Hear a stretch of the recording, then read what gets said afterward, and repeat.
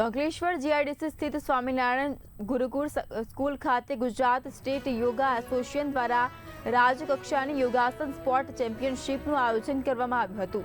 રાજ્યના 14 જિલ્લાઓમાંથી 300 જેટલા યોગવીરોએ સ્પર્ધામાં ભાગ લીધો હતો। 8 થી 45 વર્ષની વયના યોગવીરોએ વિવિધ યોગાસનો રજૂ કરી પોતાની પ્રતિભાનું પ્રદર્શન કર્યું હતું।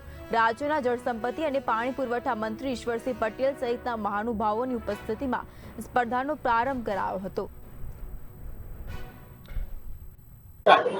गुजरात स्टेट योगा एसोसिएशन द्वारा आज अंकलेश्वर खाते 14 જેટલા જિલ્લાઓની આ સ્પર્ધા અહીંયા યોજાઈ રહી ત્યારે જે પ્રકારે 8 થી 10 વર્ષના જે બાળકો હતા ખરેખર આપણને આશ્ચર્ય થાય કે એના પેટની અંદર રબર છે કે હાડકું છે એ પ્રકારની વિશેષ જે એમણે અહીંયા સ્પર્ધામાં ભાગ લઈને જે અમને અહીંયા બતાવ્યું ત્યારે એ તમામ દીકરા દીકરીઓને ખૂબ અભિનંદન પાઠવું છું।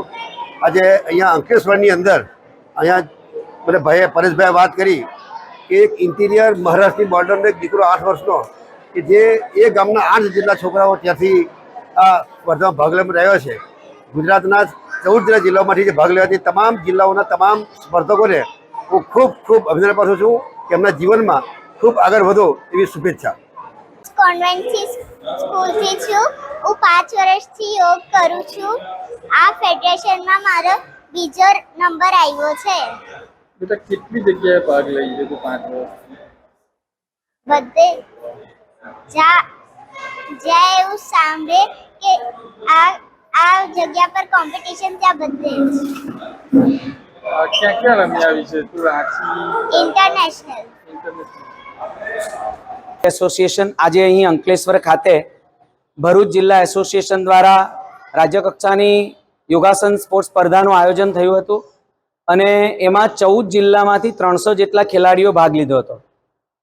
રાજ્યના જળસંપત્તિ મંત્રી શ્રી ઈશ્વરભાઈ પટેલની વિશેષ ઉપસ્થિતિમાં આ સ્પર્ધામાં 300 જેટલા ખેલાડીઓ જે ભાગ લીધો એમાંથી વિજેતા થનાર ખેલાડીઓ લગભગ 8 વર્ષથી લઈને 45 વર્ષથી ઉપરની વય જૂથના મહિલા અને પુરુષ ખેલાડીઓમાંથી 66 જેટલા વિજેતા ખેલાડીઓ જયપુર ખાતે ઓક્ટોબરમાં રાષ્ટ્રીય કક્ષાની સ્પર્ધા યોજાનાર છે તેમાં ભાગ લેવા જશે અને સિનિયરની સ્પર્ધા ડિસેમ્બર મહિનામાં બિહાર ખાતે યોજાનાર છે।